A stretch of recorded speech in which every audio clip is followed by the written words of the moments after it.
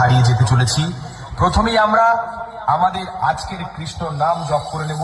राधे देगी तुमको शक्ति, मिलेगी तुमको कृष्ण की भक्ति, मिलेगी तुमको कृष्ण की भक्ति, मिलेगी तुमको कृष्ण की भक्ति।